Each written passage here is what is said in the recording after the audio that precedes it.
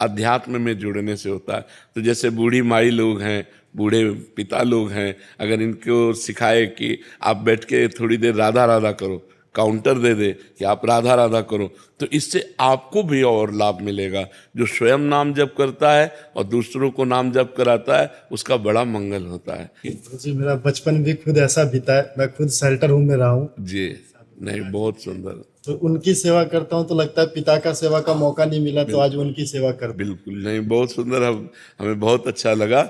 आजकल माता पिता की सेवा क्या, नए नए बच्चे आधुनिक विद्या पढ़ते हैं और व्यभिचार और व्यसन से युक्त हो जाते हैं, गर्लफ्रेंड बॉयफ्रेंड, बुद्धि पहले ही भ्रष्ट हो जाती है, फिर नशा में पहुंच जाते हैं। अब नशे के लिए अगर उनको पैसा नहीं मिलता तो अपने माता पिता को दंडित करते हैं। माता पिता की आराधना तो तब करें जब उनमें थोड़ी श्रद्धा हो, थोड़ा अध्यात्म हो, थोड़ा भागवतिकता हो। तो उनको अतिथि देवो भव, मातृदेवो भव, पितृदेवो भव वेद कहता है। मातृदेवो भव, पितृदेवो भव।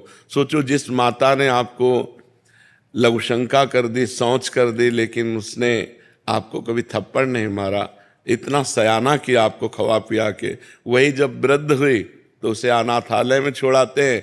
अरे अनाथालय में छोड़ा है तो चलो कम से कम सुविधा में तो छोड़ा है, रोड में छोड़ देते हैं, रोड में छोड़। हमारे यहाँ सारे गुरुजी रोड वाले ही हैं, जो डायरेक्ट कॉल आते हैं। प्यारी चाहिए गुरुजी, वो लोग 2 रोटी खाते हैं। इस उम्र में पूरे जब जीवन का अंत समय होता है तो उनको प्यार और सम्मान चाहिए कि कोई 2 मिनट उनकी बातें सुने। उनको 10 मिनट सुन लेते हैं ना, वो उसमें प्रसन्न हो जाते हैं। नहीं, बहुत सुंदर, इसलिए हमारा हृदय विशेष प्रभावित। जी, शिवविंद कुमार जी, कानपुर से। राधा वल्लभ श्री हरिवंश। श्री हरिवंश महाराज जी, पिछले 2 वर्षों से राधा नाम जपने का प्रयास कर रहा हूँ महाराज जी। कभी कभी मन बिल्कुल नहीं लगता और भाव भी नहीं बनता। महाराज जी, आपने एक सत्संग में बताया था कि ऐसे रजोगुण और तमोगुण के कारण ऐसा होता है। सतोगुण में भजन ज्यादा होता है। महाराज जी, रजोगुण और तमोगुण के प्रकोप को कैसे कम किया जाए? जैसे अब हमारे समझ में आ गया कि हमें तमोगुण आ रहा है, प्रमाद, जिससे 10 वर्ष पहले द्वेष हुआ होगा, उसकी बातें आके क्रोध आना, या जरा जरा सी बात, तो तमोगुण बढ़ रहा है। अब उस समय मन भजन में नहीं लगेगा। अब उस समय हमें बाहरी भजन चाहिए, जैसे सत्संग सुनने लगना, कीर्तन करने लगना, भक्त से बातचीत करने लगना। मतलब उस समय ये नहीं हो सकता कि आप मानसिक जप कर सको या एकांत बैठ सको। हमको ये देखना है कि इस समय हमारे अंदर दशा क्या है। प्रवीण साधक वही है। अब दशा एकांत में बैठने की नहीं है, तो तुरंत मोबाइल खोलो, सत्संग, तुरंत कोई कीर्तन लगाओ, कीर्तन में लगो, सत्संग बाहरी लगो, अंदर नहीं लग पाओगे। अब रजोगुण आ रहा है, भोग की इच्छाएं हो रही, रुपये की इच्छाएं हो रही, मान प्रतिष्ठा की इच्छा हो रही, तुरंत सत्संग सुनो। 10 मिनट 15 मिनट सत्संग सुनते सुनते वो मन सात्विक हो जाएगा। क्योंकि सतोगुण देखना, सतोगुण खाना, सतोगुण ही सुनना, सतोगुणी वातावरण में रहना, तो सतोगुण को बढ़ावा। यदि रजोगुण तमोगुण, तो रजोगुण तमोगुण को बढ़ावा। प्याज लहसुन इसीलिए मना किया जाता है। प्याज लहसुन में कोई पाप थोड़ी, कि वो जैसे गंदे आहार खाते हैं लोग, वैसे प्याज लहसुन भूमि से प्रकट होता है।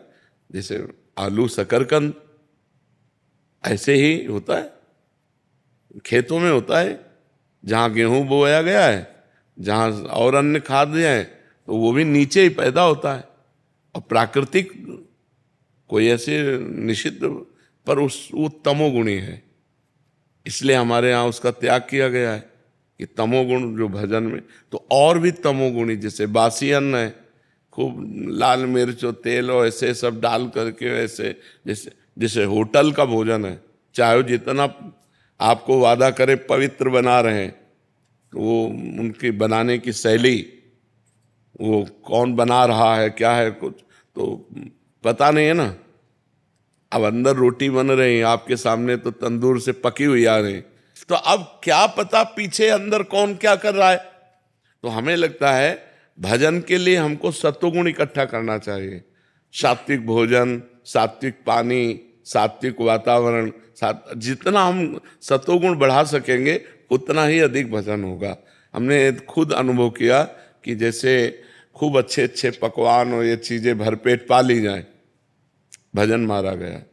भजन में एक तार नहीं बनता, मूंग की दाल और रोटी, ऐसे हल्की चीजें सात्विक थोड़ा पा लो, अरे अपने आप भजन में उत्साह बढ़ रहा है, भजन बढ़ रहा है। तो हमें चाहिए सतोगुणी वातावरण हम बढ़ाएं, सतोगुण को बढ़ावा दें अपने अंदर और रजोगुण को दबावें। और जब रजोगुण तमोगुण बढ़े तो कीर्तन करने लगे, सत्संग सुनने लगे, भगवान की बातें करने लगे, तो तमोगुण रजोगुण को दबाकर सतोगुण बढ़ जाएगा।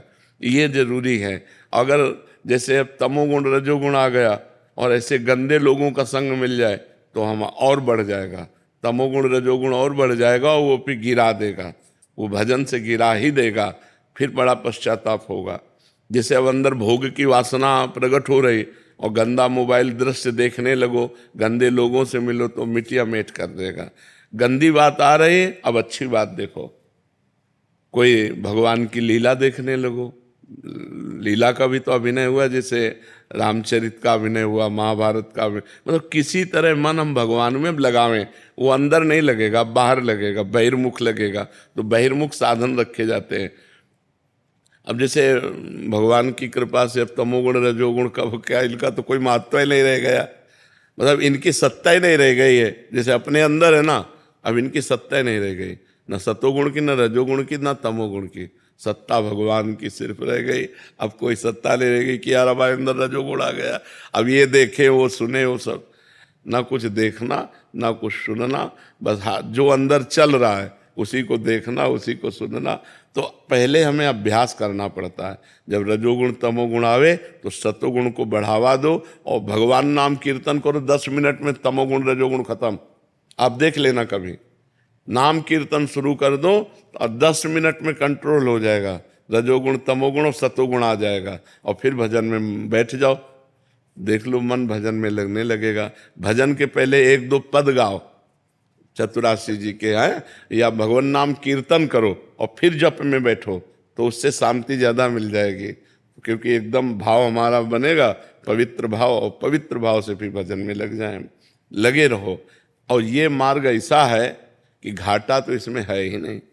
मान लो बेमन आप कह रहे हो राधा राधा राधा, तो फल आपको वही मिलेगा, फल आपको वही मिलेगा। और बिल्कुल भजन में मन नहीं लग रहा और भजन में नहीं हो रहा और भजन के लिए बैठे हो, तो फल आपको वही मिलेगा जो भजन का है। जैसे एक लेबर को लाओ आप, सुबह 500 रुपया वो लेता है और कह दो बैठ जाओ, बैठा दो, शाम के कहो चलो जाओ, तो कहेगा 500 लाओ। बोले कैसे दे, तुम तो बैठे रहे हो। तो बोले तुम तो से आप ले गए, हाँ आप हमको लाए हो, हाँ काम करवा लेते 500 लेगा कि ले। तो ऐसे ही अपने लोग भजन में बैठे हैं, भगवत कार्य में। अब भजन नहीं हो रहा है तो भी भजन का फल मिलेगा, क्योंकि भगवान ईमानदार मालिक है, भगवान बेईमान नहीं है। समझ रहे हो ना? इसलिए निश्चिंत हो जाओ, भजन का मार्ग ऐसा है, इसमें घाटा तो है ही नहीं। आप भजन के लिए माला लिए बैठे हो, लेकिन भजन में मन नहीं लग रहा, आनंद नहीं आ रहा, आपको परिणाम वही मिलेगा जो एक भजन का परिणाम होता है। और परिणाम जब आएगा तो भजन में मन लगने लगेगा, भगवान में चित्त जुड़ जाएगा।